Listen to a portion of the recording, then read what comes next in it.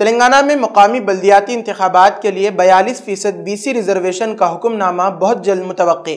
اس طرح کے اشارے مل رہے ہیں کہ تلنگانہ کی کانگریس حکومت آئندہ 2 روز میں مقامی بلدیاتی انتخابات کے لیے بیکورڈ کلاسز کو 42% ریزرویشن دینے سے متعلق ایک کلیدی حکم نامہ یعنی GO جاری کرنے والی ہے۔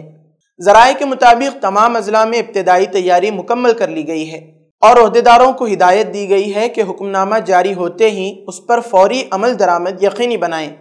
BC ویلفیئر محکمہ پہلے مرحلے میں ابتدائی GO جاری کرے گا، جس کے بعد محکمہ پنچایت راج عمل درآمد کے احکامات دے گا۔ حکام نے MPTC، ZPTC، MPP اور سرپنچ وارڈ ممبران کی نشستوں کی نشاندہی تقریباً مکمل کر لی ہے۔ سرکاری حکم نامے کے اجرا کے بعد سیاسی جماعتوں اور میڈیا نمائندوں کی موجودگی میں ریزرویشن کا باضابطہ اعلان کیا جائے گا اور خواتین کے لیے مخصوص نشستوں کا فیصلہ قرعہ اندازی کے ذریعے ہوگا۔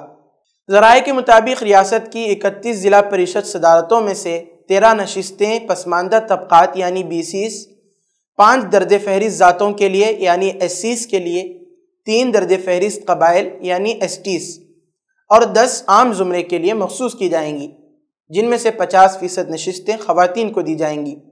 اسی طرح تلنگانہ میں موجود 565 ضلع پریشد ٹیریٹوریل کمیٹی یعنی ZPTC نشستوں، 5763 منڈل پریشد ٹیریٹوریل کمیٹی یعنی MPTC نشستوں اور 12760 سرپنچ عہدوں کے لیے بھی ریزرویشن کا جدول تیار کر لیا گیا ہے۔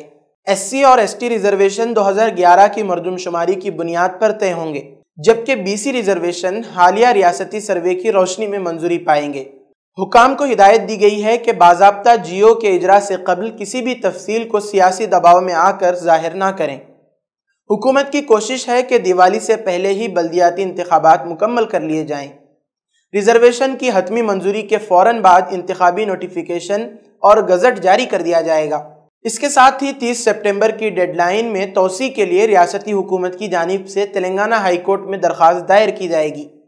تلنگانہ حکومت کا مقامی بلدیاتی انتخابات میں پسماندہ طبقات کے لیے 42% ریزرویشن دینے کا فیصلہ محض انتظامی یا بلدیاتی سطح کی تبدیلی نہیں، بلکہ ایک بڑی سیاسی حکمت عملی کے طور پر بھی دیکھا جا رہا ہے۔ اس اقدام کے ذریعے ریاستی حکومت نہ صرف نچلی سطح پر سماجی انصاف کے اصول کو نافذ کرنے کی کوشش کر رہی ہے، بلکہ وہ پسماندہ طبقوں کے ووٹ بینک کو بھی مضبوطی سے اپنے قریب لانے کی کوشش میں ہے۔ یہ فیصلہ تلنگانہ کی حد تک محدود نہیں رہے گا، بلکہ اس کے اثرات قومی سیاست تک پھیل سکتے ہیں۔ حالیہ برسوں میں بیکورڈ کلاسز کی سیاسی قوت تیزی سے ابھر کر سامنے آئی ہے اور مختلف ریاستوں میں ان کی آبادی اور ووٹنگ پیٹرن نے انتخابی نتائج پر فیصلہ کن اثرات ڈالے ہیں۔ ایسے میں تلنگانہ حکومت کی یہ حکمت عملی دیگر ریاستوں کے لیے بھی ایک ماڈل بن سکتی ہے اور قومی سطح پر BC ریزرویشن کے مسئلے کو پھر سے مرکزی سیاسی ایجنڈے پر لا سکتی ہے۔ دوسری طرف اس فیصلے سے حکومت کے سیاسی مخالفین کو بھی ایک نیا موقع مل سکتا ہے کہ وہ ریزرویشن کے اعداد و شمار، مردم شماری کے ڈیٹا اور سروے کے طریقہ کار پر سوال اٹھائیں، جس سے آنے والے مہینوں میں سیاسی ماحول مزید گرم ہو سکتا ہے۔